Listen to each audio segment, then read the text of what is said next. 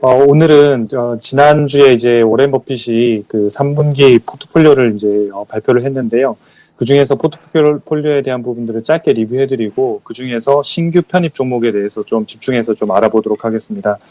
준비한 자료 먼저 한번 보시면 3분기 포트폴리오 현황들이 있는데 1위부터 20위까지 전체 그 편입된 기업들이 있습니다. 그래서 워렌 버핏의 포트폴리오는 기본적으로 자주 잘 바뀌질 않습니다. 그래서 개인 투자자들이 참고할 만은 하지만 따라하기에는 또 뭐 그닥 뭐 이렇게 좋은 이런 형태의 흐름들은 아니지만 1위에서 5위까지를 보시면 애플, 뭐 뱅크 오브 아메리카, 아메리카 익스프레스 이 5위까지는 거의 변동이 없습니다. 그리고 이 5개에 대한 자산 포트폴리오 비중이 약 77% 정도가 되기 때문에 거의 뭐 포트폴리오 수익률이 그 상위 5개, 그 중에도 애플이 44% 42% 정도를 차지하기 때문에 애플의 주가 움직임이 실제 포트폴리오 수익률에 영향을 많이 준다 이렇게 보시면 될 것 같고요. 13위에 있는 쉐브론은 이제 정유회사인데 이제 추가 매수한 걸로 지금 보여서 비중을 조금 확대했고, 그 외에 이제 좀 눈여겨볼 만한 부분들이 제약사와 카드사의 비중을 좀 크게 낮췄다는 겁니다. 특별히 이제 제약사 같은 경우에는 머크나 오가논 같은 회사는 이제 전량 매도를 했고요. 그 외에도 뭐 에브비라든지 뭐 브리스톨 마이크로스캡이라든지 이런 회사들도 비중을 좀 축소한 걸로 나타났습니다. 그 외에 이제 버핏이 상당히 좋아하는 비자하고 마스터카드 또 아메리칸 익스프레스가 있는데 아메리칸 익스프레스는 유지한 반면에 최근에 주가가 많이 급락한 비자라든지 마스터카드 같은 경우에는 비중을 좀 축소한 걸로 이렇게 나타났습니다. 우리가 좀 눈여겨볼 부분들은 이제 신규 매수한 기업인데요. 이 신규 매수한 기업은 다음 페이지 자료에 있습니다. 그래서 보시면 전체 포트폴리오 중에서는 29위하고 이제 34위에 있는데요. 로열티 파마라는 회사와 플로어 앤 데코 홀딩스라고 있는데 그 중에서도 우리는 이제 오늘 한 4억 8천만 달러 정도를 투자해서 신규 매수한 그 로열티 파마라는 회사에 대해서 좀 알아보려고 합니다. 이 로열티 파마라고 하는 회사는 이제 버핏뿐만 아니라 최근에 그 4조 원대 자산가로 유명한 줄리아니 형제가 지분 한 16%를 보유한 걸로 알려져 있어서 최근에 또 뉴스가 되기도 했는데요. 이 형제들은 사실 증조 할아버지가 이탈리아에서 허브로 만든 이제 소화제를 만들어서 돈을 많이 번 회사입니다. 그래서 그 돈을 가져다가 이제 99년도에 로열티 파마 초창기에 투자해서 지금 현재 지분을 한 16% 정도 보유하고 있는 걸로 이렇게 나타나 있는데요.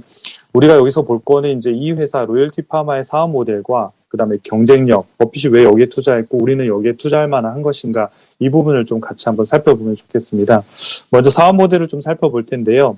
사업 모델은 이 회사는 뭐 제약회사라던가 그런 형태는 아니고요. 회사 이름에도 있듯이 로열티 파마, 즉 로열티 파마가 이렇게 신약을 개발하는 신물질을 개발하는 회사, 신약회사에다 돈을 투자하는 겁니다. 이걸 로열티 금융이라고 하는데요. 거기다 투자를 하면 신약 개발회사가 신약을 개발하고 그 물질들이 나오면 이제 제약회사에다가 라이센스 아웃, 그러니까 물건을 만들어서 팔아도 좋다라는 거죠. 그래서 라이센스 아웃을 하면 그 돈에 대한 부분들을 뭐 기술 이전료라든지 로열티 형태로 돈을 받게 되고 그 돈을 바로 처음 로열티 파마처럼 금융을 댄, 그러니까 투자한 회사죠. 그 회사에 매출의 일정 부분을 돌려주는 이런 비즈니스 모델을 가지고 있습니다. 그래서 로열티 파마 같은 경우에 기본적으로 의료나 뭐 제약회사 개념이 아니라 금융회사나 투자회사 개념에서 보시는 게 훨씬 더 기존의 비즈니스 모델을 이해하시는 데 도움이 되실 것 같고요. 이 회사 같은 경우에는 이제 2020년도 6월 달에 상장할 때는 상당 핫하게 상장을 했습니다. 상장 첫날에 이제 59% 급등하면서 그때 주가가 44달러였는데 현재도 41달러 정도 수준이니까 그 이후에는 사실상은 좀 왔다 갔다 이렇게 했다고 좀 보시면 될 것 같아요. 그 다음에 이제 로열티 파마의 기업 현황하고 경쟁력을 좀 살펴볼 텐데요. 숫자로 본 기업 현황 중에서 저희는 한 3가지 정도만 좀 요약해서 말씀을 드리겠습니다. 그러니까 첫 번째는 이 회사가 투자하고 있는 투자 포트폴리오 중에서 중요한 내용 중에 하나가 이제 투자한 제품이 이제 승인이 됐거나, 그러니까 이제 완전히 판매하고 있거나 현재 개발 단계에 있는 품목이 약 40개 정도가 되고요. 이게 이제 실제로 이 회사의 현금 흐름의 소스가 되겠죠.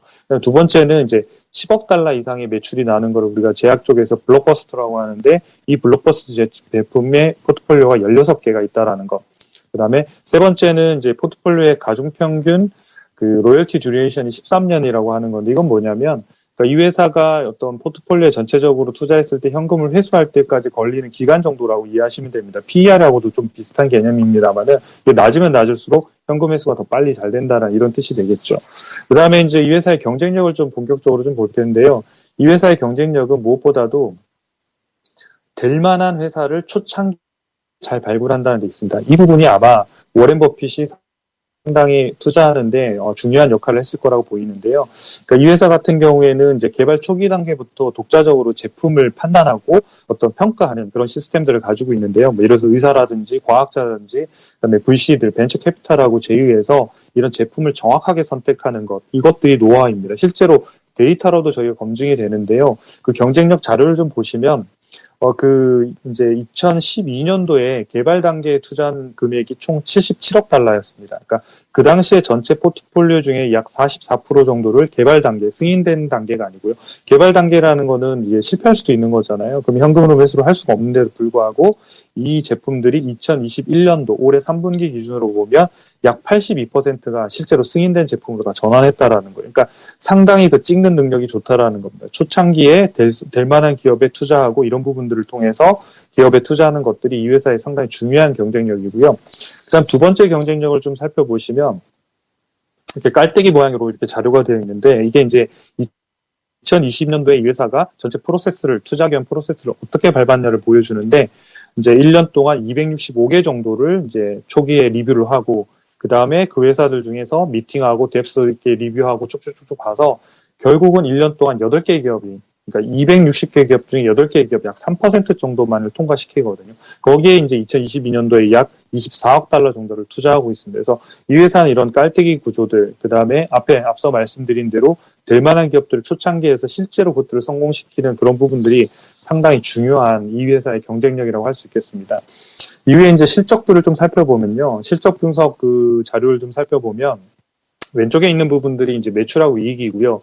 오른쪽이 이제 장기 투자 자산인데 이 회사에 중요하게 봐야 되는 지표는 매출하고 이익보다는 장기 투자 자산이 훨씬 더 중요합니다. 왜냐하면 금융이나 투자 쪽에 이런 부분들이기 때문에 이 회사는 투자를 많이 해야지만 매출과 현금 흐름으로 이어지는 그러니까 선행 지표가 뭐냐 그러면 장기 투자 자산이 늘어야지만 매출액이 늘어나는 구조입니다. 그래서 장기 투자 자산을 보시면 2018년도에 약 86억 달러였는데 이제 2021년도 올해 3분기 기준으로는 약 149억 달러까지 늘었습니다. 그래서 요거 자체가 계속 늘어나는 게 향후 이 회사의 매출액을 끌어올리는 데 핵심 요인이라는 걸 좀 보시면 좋겠고요. 이 투자 자산의 자금을 조달하는 방법은 두 가지인데 하나는 차입, 또 하나는 주주에게 빌리는 증자라고 하는 개념입니다. 그래서 혹시라도 이 회사가 뭐 차입을 많이 한다라든가 또는 증자하겠다고 하는 건 이 회사의 악재가 아니라는 겁니다. 그것들을 통해서 투자 자산을 늘리고 이런 이제 로열티를 받기 위한 자산들을 투자하는 것들을 늘려야지만 향후 성장이 가능하기 때문에 장기 투자 자산이 늘어나는 것들이 이 회사는 상당히 중요한 포인트라는 것들을 기억하시면 좋겠습니다. 마지막으로 이제 미국 주시장 AI 분석 종목 진단에서 나온 결과들을 좀 리뷰해 드릴 텐데요. 이 회사는 이제 100점 만점에 52점이고 전체 상장사 기준으로 보면 약 33% 정도입니다. 이게 점수가 좀 낮은 이유는 뭐냐면 미래 성장성 부분에서 지금 점수를 낮게 받았는데 내년에는 매출액이 2022년도 같은 경우에는 약 한 5% 정도 성장할 걸로 보이고 있습니다. 그래서 이런 부분들이 좀 낮게 평가가 되었고요. 아까 앞서 말씀드린 장기 투자 사람들이 많이 늘어나게 되면 실제로 지금 매년 한 17억 달러에서 20억 달러 정도 증가하고 있거든요. 이 부분들이 나중에 7, 8년 후가 아니라 1년, 2년, 3년도부터 계속 늘어나면서 누적적으로 늘어나는 구조들을 가지고 있기 때문에 이런 것들은 장기적으로 상당히 안정적인 성장을 보일 가능성이 매우 높은 비즈니스 유형을 갖고 있다고 볼 수 있겠습니다. 마지막으로 적정 주가를 좀 살펴드리면요. 현재 투자 의견은 매수고 적정 주가는 약 52달러 정도가 나오고 있습니다. 이게 그 선글라스맨 있는 이쪽 부분들이 버핏이 실제로 매수하기 시작한 시점인데 그때 시점부터 사실 주가가 떨어졌어요. 그래서 버핏도 아마 뭐 물타기라고 할 수는 없겠지만 계속 분할 매수라고 해서 쭉쭉쭉쭉 샀겠죠. 사서 지금 현재 평균 가격이 한 39달러 정도에 매수를 했고요. 지금 가격이 41달러니까 가격 차이는 크게 없습니다. 그래서 현재가 대비해서 약 현재는 한 23% 정도 상승 여력이 있는 데다가 앞으로도 장기간 꾸준히 안정적으로 성장이 있는 회사의 비즈니스 모델이기 때문에 이런 기업들도 투자 대가의 아이디어를 좀 빌려서 관심을 가져보시면 여러분들한테 투자하시는 데 도움이 되실 것 같습니다. 네, 이것으로 버핏의 투자 포트폴리오 리뷰를 마치겠습니다. 감사합니다.